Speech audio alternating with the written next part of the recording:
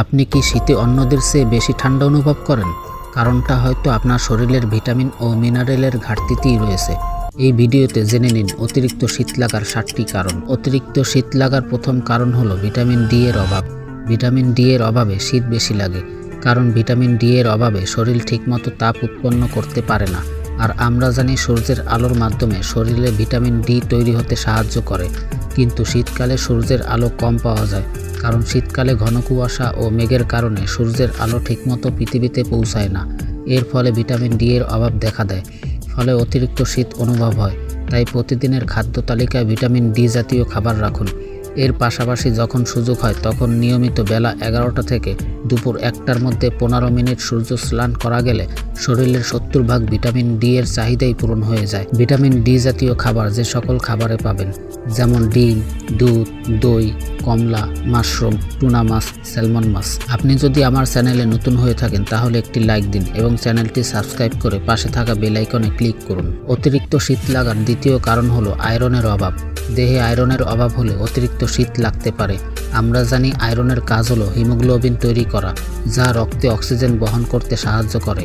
আর আয়রনের অভাবে রক্ত সঞ্চালন কমে গিয়ে অতিরিক্ত শীত লাগে। তাই আয়রন জাতীয় খাবার অবশ্যই খেতে হবে। আয়রন জাতীয় খাবার যে সকল খাবারে পাবেন, যেমন কলিজা, মাছ, হাঁস মুরগির মাংস, সবুজ শাকসবজি, বিশেষ করে পালং শাক, কাঁচা কলা, কুমড়োর বীজ, ব্রোকলি, কিশমিশ, অ্যাপ্রিকট, বাদাম, ডালিম, কলা, আপেল ইত্যাদি খাবারে আয়রন পাবেন। অতিরিক্ত শীত লাগার তৃতীয় কারণ হলো ভিটামিন বি12 এর ঘাটতি।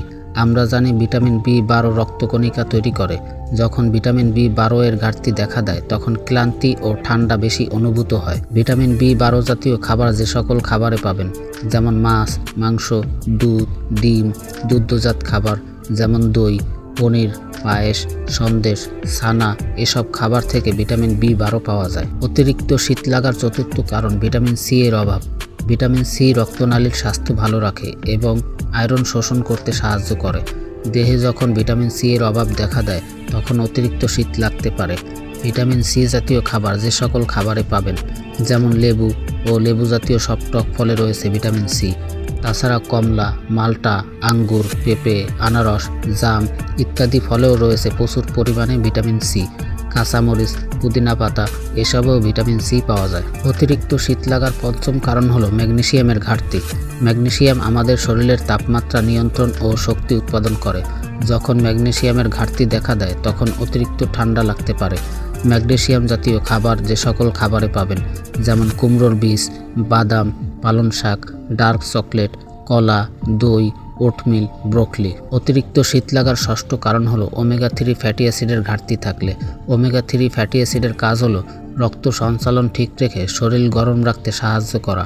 যখন এই ওমেগা-3 ফ্যাটি অ্যাসিডের ঘাটতি দেখা দেয় তখন অতিরিক্ত শীত লাগে। ওমেগা-3 ফ্যাটি অ্যাসিড জাতীয় খাবার যে সকল খাবারে পাবেন, প্রায় সব মাছেই কম বেশি ওমেগা-3 ফ্যাটি অ্যাসিড থাকে, তবে সবচেয়ে বেশি পাওয়া যায় সামুদ্রিক মাছে, যেমন ইলিশ মাছ, টুনা মাছ, সার্ডিন মাছ, স্যামন মাছ, কড মাছের তেল। মাছ ছাড়াও কিছু খাবার ওমেগা-3 অল্প পরিমাণে পাওয়া যায়, যেমন তিসি, walnut, canola oil, chia seed. অতিরিক্ত শীত লাগার সপ্তম কারণ হলো পরিমাণ মতো পানি পান না করা। পর্যাপ্ত পানি পান না করলে রক্ত সঞ্চালন কমে যায়, এর ফলে শরীরে তাপ উৎপন্ন হতে পারে না। সুতরাং পানি কম পান করলে অতিরিক্ত শীত অনুভব হয়। তাই পরিমাণ মতো বা পিপাসা লাগলে পানি পান করুন। অতিরিক্ত শীত লাগার অষ্টম কারণ হলো তাপমাত্রা কমে গেলে অতিরিক্ত শীত লাগতেই পারে। এটাই স্বাভাবিক।